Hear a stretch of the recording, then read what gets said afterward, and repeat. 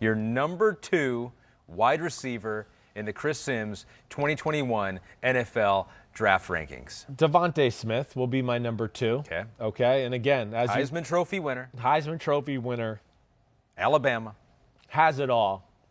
Okay. And obviously MarrChase is going to be my number 1. But this is neck and neck. Neck and neck with my man De'Ami Brown just being barely on the outside of these 2 guys to go along with it. All right, so let's talk the first thing. First off, we know Devonta Smith is a freak of nature. Yep.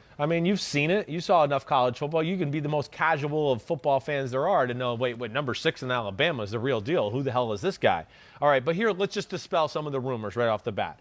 He's 6'1", he's 175, maybe 180 pounds. He's too skinny.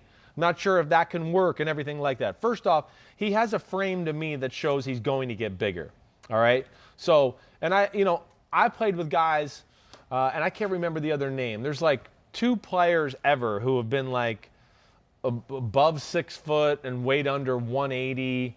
And like one of them was Snoop Minnis out of Florida State a few years. I played with him at Tampa. This is a different body than a Snoop Minnis. Snoop is really narrow and like small hipped, and legs were close together. Devonta Smith is a high-cut, high-waisted guy with some more thickness in his legs. And, again, I don't know what his size is, but the way he looks as a human being and just my history being around football, he looks like a guy that it's not going to be, like, hard for him to get bigger as he gets older here. I think there's going to be natural weight that comes along with it. But despite all of that, like, there's nothing on film to say that strength is an issue with the game. Nothing. Like, there's absolutely nothing you can look at to go, oh, well, this concerns me. See, I've seen 10 clips like this where he gets jammed at the line of scrimmage, or the ball's in the air down the field and the guys are hand fighting and he's totally just getting thrown off kilter and he can't hold his ground, right? So even with his weight, he's not getting thrown around. He's got an incredible play strength and physicality to his game that I thought was the most pleasant surprise of all. It's why I like the De'Ami Brown, too. I didn't really get to hit on that aspect. He plays through contact. I'm big with that at receiver. They're not going to call pass interference every play. So can you finish your routes at 15 and 20 yards down the field when you've been armbarred or hit? Some of these guys we could talk about later, where that's why I go, they're not in the first-round conversation. They get hit, and the route's over. They're all over the place. Like Devonta Smith, he can play through contact. The 50-50 balls, catching the ball through traffic is really good. When people do get a hand on him at the line of scrimmage, he can fight right through it and has no issue. The play's not ruined, right? And let alone at the line of scrimmage, he's incredible at getting off the ball and not letting you get jammed. Like MarrChase, Devonta Smith, De'Ami Brown, they have great jump cut ability. And what I mean by that, like in jump cut ability, is, again, if you're a wide receiver, and you're getting stuck with split stands too much, going around DBs and jam coverage, if they get their hand on you, you're going to lose your balance. Yeah. Like Smith and De'Ami Brown and MarrChase are awesome at coming off the ball, stutter stepping, right? So now the DB's like this, and then they get to this spot right here. They go right here, almost to a split stance, and now they can go either way.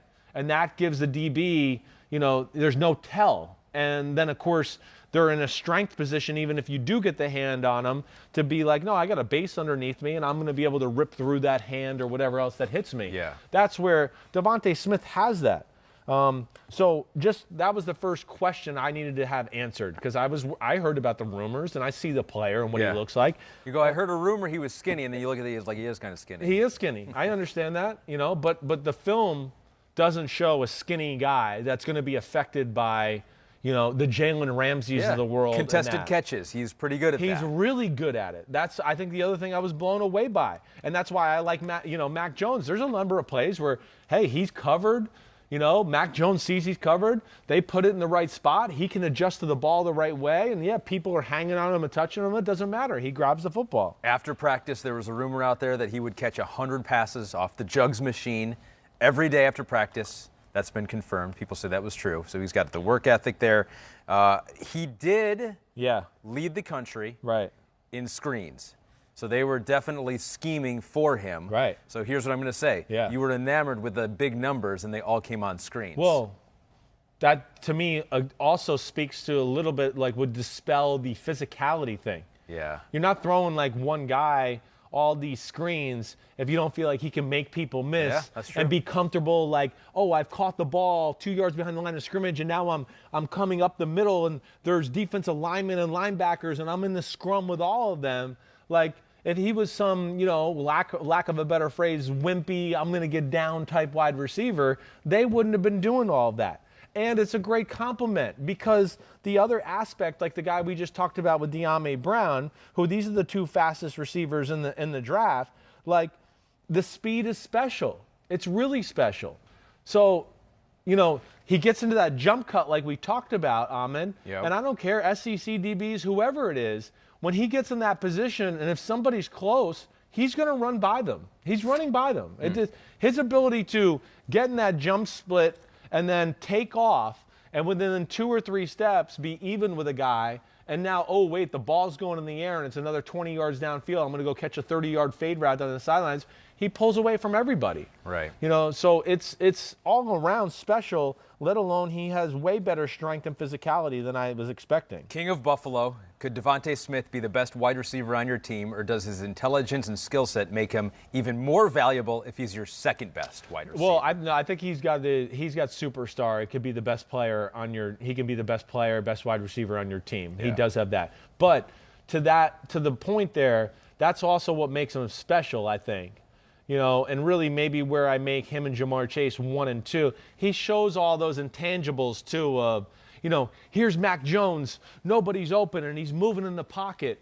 And Devonta Smith was sitting in some zone and people are around him and he's got a great feel to go like, oh, let me get over here. Here's a good spot where I think, the quarterback can find me in the hole of this zone or whatever. He's got a great natural instinct of how to play the game. And he's a great route runner.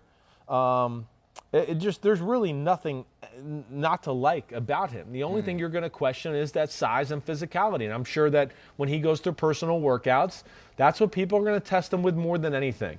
But two, he has a knack to where I'll say him and MarrChase are they're above everybody else, even better than my man De'Ami Brown at this too, where, they have a knack of, like, go to the widescreen, Kristen, here, just for a second, where, let's say, I'm the receiver, the quarterback's over there, the DB's over here, right? So I've run a curl route, and the DB's behind me. They have great feel for Devonta Smith of going, like, he's run the route, now he comes out, he's going to get the ball, and he just catching it and literally going, like, the DB's here, he had a feel for where he was, and he just snatches it out of the ground, and seamlessly, it's almost like, man, I think he started running before he even caught the ball.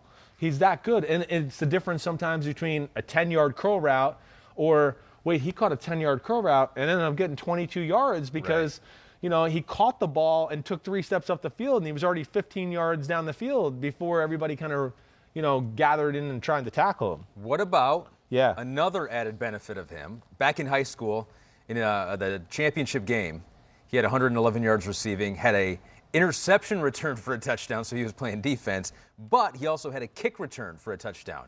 And there are some scouts out there that say he could be a punt returner, kick returner. He can do all of that. Both the Alabama guys, really, any of these guys that we're talking about, all have that capability. But he's so small. Do you really want to use him? No, I would go no. Like let's not do that to any of these guys. Really, sure. let's not. They don't need to be returning kicks or punts Which or anything is why most like that. teams don't do that. Right. Yeah. All right. Maybe in a big game, whatever. Hey, it's the playoffs. That's why like Joey Galloway used to do that with Tampa. Like when we had a big moment or a big part of the game, okay, now he's going to go back and return the punt. But you don't want him doing it like all game long every week. That's when you're, a recipe for disaster.